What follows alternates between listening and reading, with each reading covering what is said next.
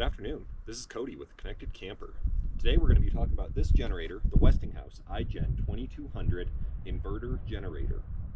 Now this generator has been, it's had a rough few first hours of its life. It's been floating around in the back of my truck here. You can see that it's a little bit dirty. It did end up falling over in the back of the truck on some back roads on our way to our dispersed campsites. And yeah, so it's a little bit scratched up, it's a little bit dirty, but you know what? That's what generators do when we're using them on dispersed camping trips like this, any kind of camping like this, floating around in the back of the truck. They're gonna be getting roughhoused a little bit. So I'm gonna clean this up and let you guys see what it looks like after it's cleaned up, after it gets wiped down, and just see how durable some of this plastic housing is on these inverter generators.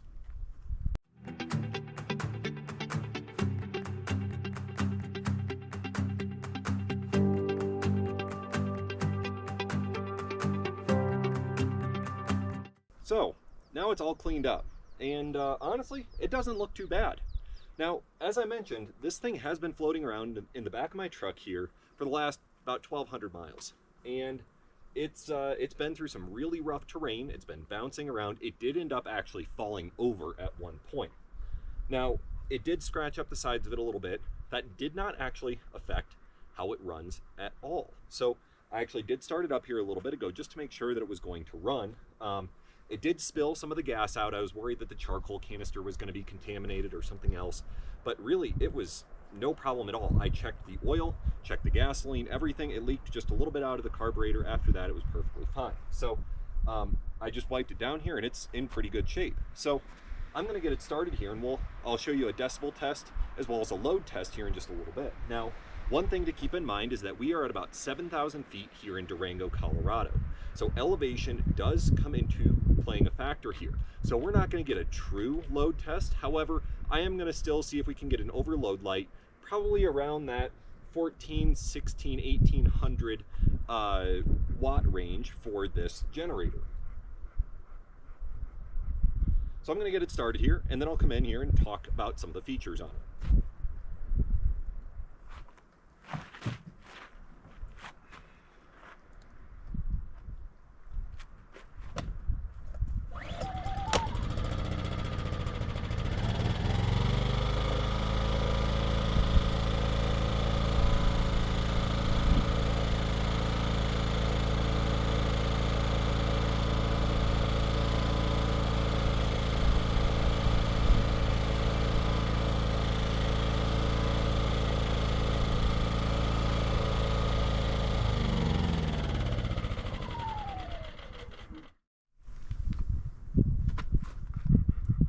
Now, looking at the very front of the generator here, you can see that we have a very small control display here that shows the oil light, the overload, and the output ready.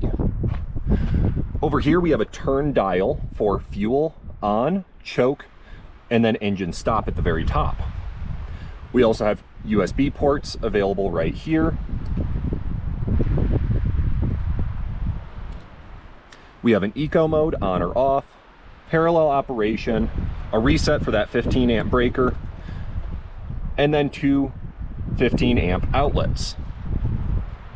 Now, the nice thing is that we've been in Colorado and Arizona, and this generator has been floating around in the back of my truck, and as you can tell, it is not clean in there. It is dirty, and this thing was a dirty mess.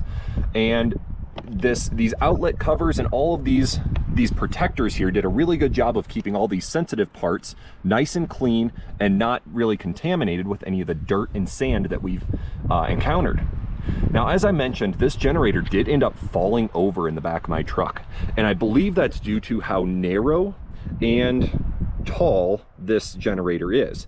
Now, that's not necessarily a dig at this generator, but it is something to take into consideration when you have it in the back of your truck. You may want to end up putting your gas can right up against it, or somehow wedging it in there, so that way if you are going down bumpy roads, it's not going to tip over.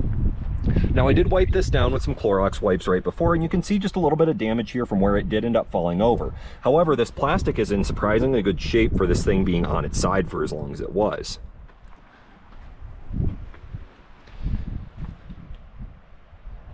Now, this iGen 2200 runs 1800 running watts and 2200 starting watts. Now, we are at elevation, so I'm not going to be able to do a true load test. However, I'm going to show you what it sounds like when it is under load. Now, I did break in this generator. It has about 3 hours on it currently, per the hour meter right here. Now, I did install this hour meter, and it does have a tachometer on it as well, but I did install this hour meter before I even started it up, right when it came out of the box. It did get a 1 hour oil change with 5W30 full synthetic at that 1 hour mark, and so it has had that break-in oil change. Now, after we do this load test, I'll go through and show you the serviceability and how easy it is to get into this machine.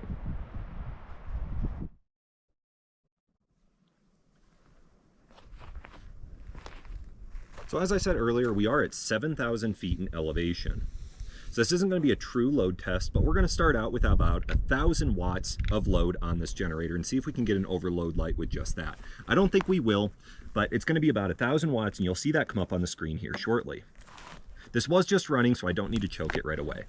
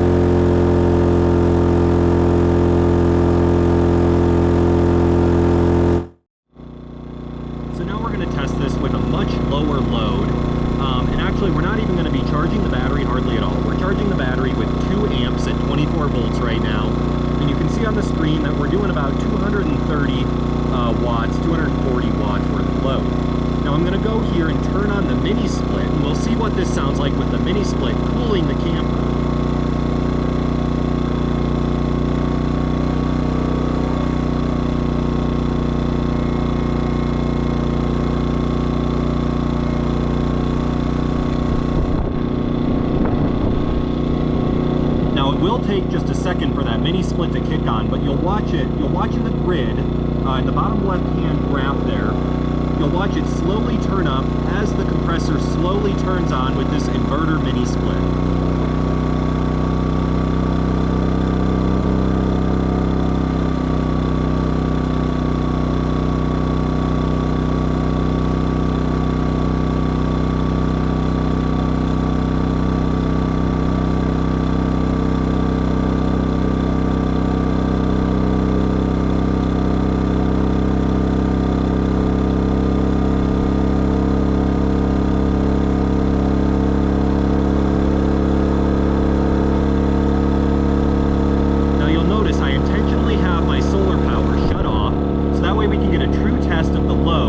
Capabilities of this Westinghouse iGen 2200.